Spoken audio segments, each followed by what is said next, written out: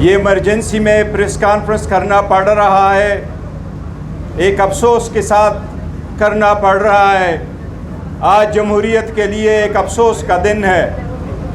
پاکستان تحریک انصاف نے ہر ممکن کوشش کی کہ جمہوریت چلے، ایوان چلے، لوگوں کی حقوق کی تحفظ ہو، عدلی آزاد ہو۔ باوجود اس کے کہ ہمارے لیڈر کو ناحق جیل میں رکھا گیا، 2 سال پورے ہونے کو آئے، 5 دن میں 3 سزائیں دی گئی، 45 سال کی سزا سنائی گئی۔ پہلی مرتبہ پاکستان کی ہسٹری میں ایک ہاؤس وائف کو، ہمارے لیڈر کی بیوی کو، شریک حیات کو سزا دی گئی تاکہ خان پہ پریشر پڑے۔ اس سب چیزوں کے باوجود ہم بڑھتے رہے، اس سسٹم کا حصہ ہوتے رہے، ایوان میں رہے، بائیکاٹ نہیں کیا، دھرنا نہیں دیا، ایوان سے باہر اسمبلی نہیں لگائی۔ یہ سب کچھ ایز اے پولیٹیکل پارٹی جانتے تھے۔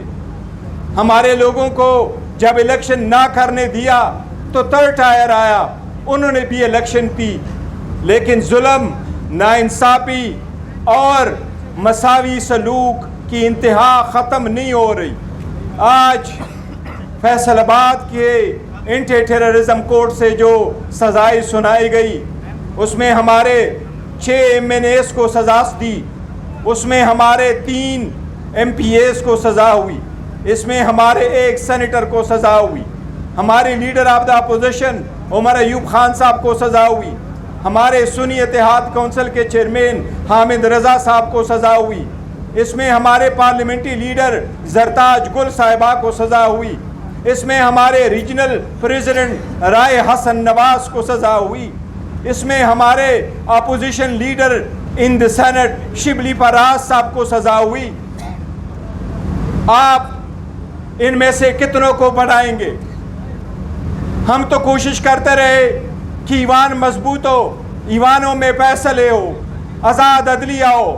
میں چیف جسٹس سے ملا، ریکویسٹ کر لی کہ سر ہمیں کچھ نہیں چاہیے، انصاف کا بول بالا کرے، صرف اور صرف ہمیں انصاف کے مطابق فیصلہ کرے۔ ہم نے یہ ایک پٹیشن فائل کی تھی، پٹیشن میں فقط اتنا کہا تھا، 2023 سے ہماری پٹیشن چلی آ رہی تھی۔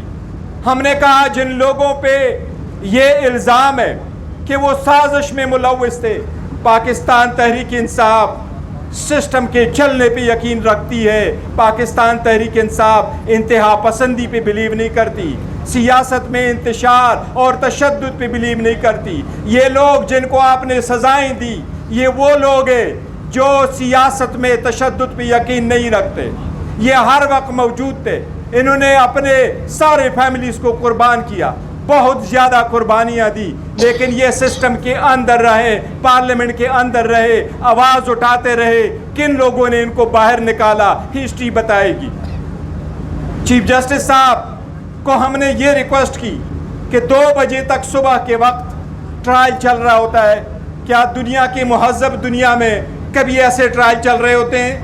ہم نے پٹیشن 2023 میں فائل کی، ہم نے کہا قانون یہی ہے کہ جس کے خلاف 1 سے زیادہ FIR ہو، وہ ساری کی سارے کیسز آئین اور قانون کے مطابق رک جاتے، اس بندے کا ایک کیس میں فیصلہ ہو جاتا ہے، اگر اس میں اس کو سزا ہو جاتی ہے باقی فیصلے لاگو ہوتے ہیں، اگر وہ ایکوٹ ہو جاتا ہے وہ اس پہ لاگو ہوتا ہے۔ آج تک 2023 سے وہ پٹیشنیں پینڈنگ ہے، ہمارے فیصلے نہیں ہوئے۔ یہ جو فیصلے آ رہے ہیں، اس سے ملک اور قوم کا سخت ترین نقصان ہو رہا ہے، اس سے ڈیموکریسی ڈیریل ہو جائے گی، اس سے ڈیموکریسی ایٹ سٹیک ہے۔ الیکشن کمیشن گھنٹوں کے حساب سے ہمارے بندوں کو ڈسکوالیفائی کر رہا ہے۔ آئین کہتا ہے کہ صرف اور صرف وہ لوگ جو مارل ٹرپیچیوڈ میں اقوال ہو ان کو ڈسکوالیفائی کیا جا سکتا ہے۔ الیکشن کمیشن ایک سٹروک آف اے پین سے صرف رات کے وقت بیٹھ کر کے سارے نوٹیفیکیشن کر رہا ہے۔ یہ وہی الیکشن کمیشن ہے جو ہم جنوری 2025 کو اس کی مدت ختم ہو چکی ہے، ہم کہہ رہے کہ اور چیئرمین الیکشن کمیشن آ جائے اور 2 ممبران صاحبان آ جائے، آج تک وہ نہیں ہوا۔ اگر ایک سب سے بڑی پولیٹیکل پارٹی کے رہنما، رہبر، اس قوم کے دل پسند جن کے سے لوگ ان کے نام کو لینے کے لیے ترستے ہیں وہ عمران خان صاحب ہے. اگر ان پہ پابندی لگاؤ گے, اس کے پارٹی کو آئسولیٹ کرو گے, ان کو اسپیس نہیں دو گے, یہ جو تشدد پہ بلیو نہیں کرتے ان کو پارلیمان سے نکالا جا رہا ہے, تو کون لوگ اس کی اسٹے لیں گے؟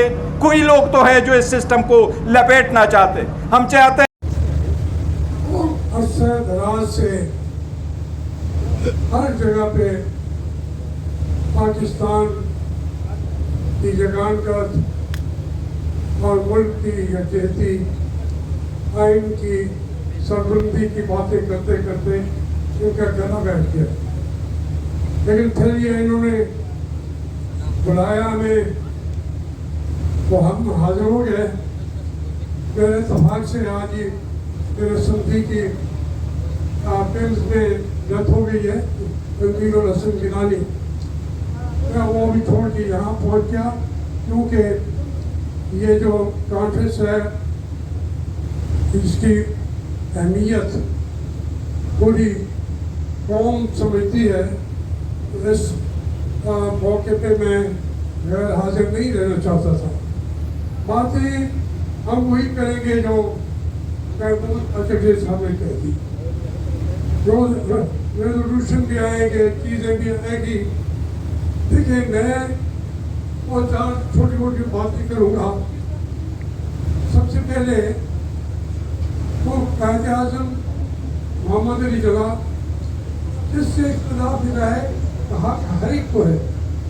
وہ پیغمبر نہیں تھے, اسے غلطیاں بھی ہو سکتی تھی, لیکن جس بات کے قائد اعظم نے پاکستان بنتے ہی جو سٹینڈ لیا وہ آئین کی بالادستی اور پارلیمانی طرز جمہوریت کے لیے وہ پورے ملک میں پھرتے رہے. چار کام سے راجشاہی, ڈھاکہ, کمزور بھی تھے, صحت بھی ٹھیک نہیں تھی, لیکن وہ ہمارے قبائلیوں سرداروں سے بھی ملے, کچھ خامیاں تلاش کرنے کے انسان تھے. لیکن ان کے اس جو انہوں نے بنیاد پاکستان کی بنائی رکھی اور اس کا آدھار بھی کیا ہمارے فوجی جرنیلوں کے ساتھ. لیکن انہوں نے قائد اعظم کو پکڑ کے زیارت ڈال دی. اب زیارت میں کون سا بڑا وہاں پہ کوئی گاہ تھی, یہ سارے بیٹھے ہوئے زیارت کے آگے پیچھے وہاں حکیم تھا. آج بھی وہاں علاج کے لیے جائے گا کیا زیارت میں ہو جائے گا؟ تو یہ ایک انہوں نے